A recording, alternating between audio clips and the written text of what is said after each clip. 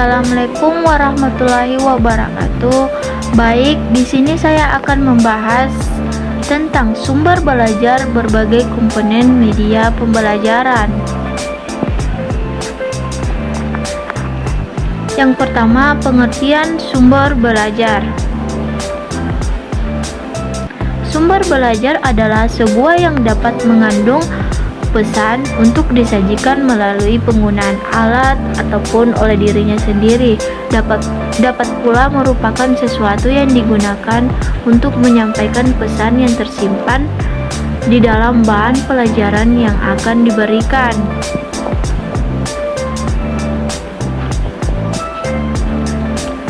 Adapun pengertian sumber belajar menurut para ahli.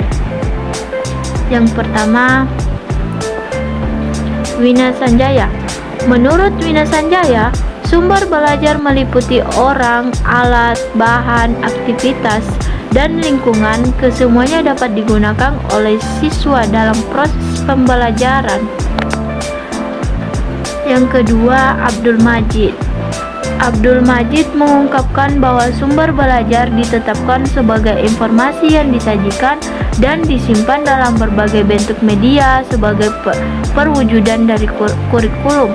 Bentuknya tidak terbatas, apakah dalam bentuk cetakan video, perangkat, lunak, atau kombinasi dari beberapa bentuk tersebut yang dapat digunakan oleh siswa dan guru.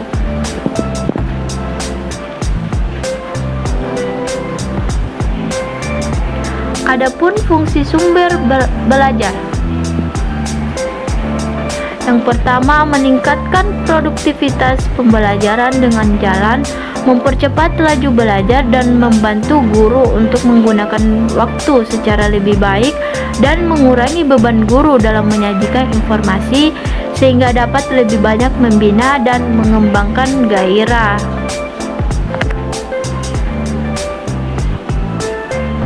Yang kedua, memberikan kemungkinan pembelajaran yang sifatnya lebih individual dengan cara mengurangi kontrol guru yang kaku dan tradisional dan memberikan kesempatan bagi siswa untuk berkembang sesuai dengan kemampuannya. Yang ketiga, memberikan dasar yang lebih ilmiah terhadap pembelajaran dengan cara merancang program pembelajaran yang lebih sistematis dan mengembangkan bahan pengajaran yang dilandasi oleh penelitian. Yang keempat, lebih memantapkan pembelajaran dengan jalan meningkatkan sumber belajar, menyajikan informasi dan bahan secara lebih konkret. Yang kelima, kemungkinan belajar secara seketika, yaitu mengurangi kesenjangan antara pembelajaran yang bersifat verbal dan abstrak dengan realitas yang sifatnya konkret, memberikan pengetahuan yang sifatnya langsung. Yang keenam, memungkinkan penyajian pembelajaran yang lebih luas dengan menyajikan informasi yang mampu membantu batas geografis.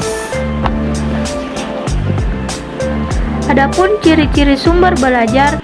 Yang pertama, sumber belajar harus mampu memberikan kekuatan dalam proses pembelajaran mengajar sehingga tujuan pembelajaran dapat tercapai secara maksimal. Yang kedua, sumber belajar yang dilarang mempunyai ciri-ciri yang spesifik sesuai dengan tersedianya media. Yang ketiga, sumber belajar dapat dipergunakan secara sendiri-sendiri, tetapi juga dapat dipergunakan secara kombinasi.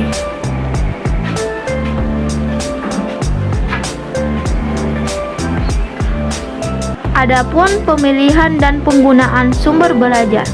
Guru berfungsi mengkomunikasikan informasi pada siswa.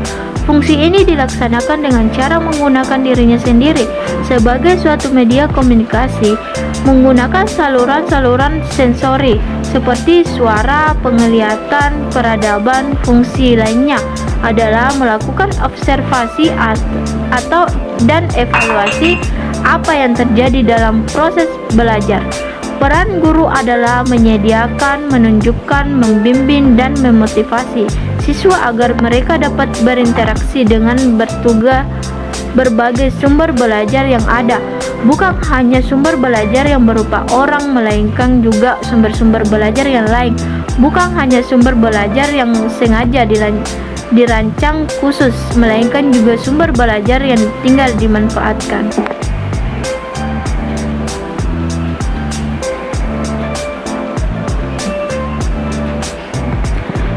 Adapun manfaat sumber belajar.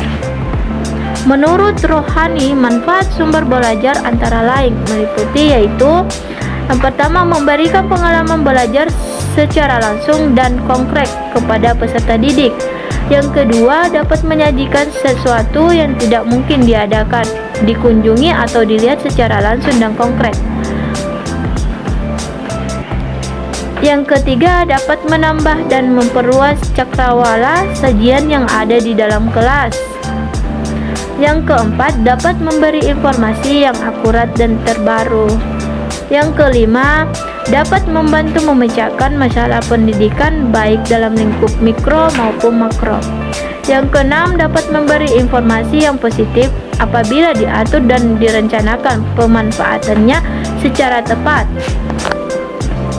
Ketujuh, dapat merangsang untuk berpikir, bersikap, dan berkembang lebih lanjut.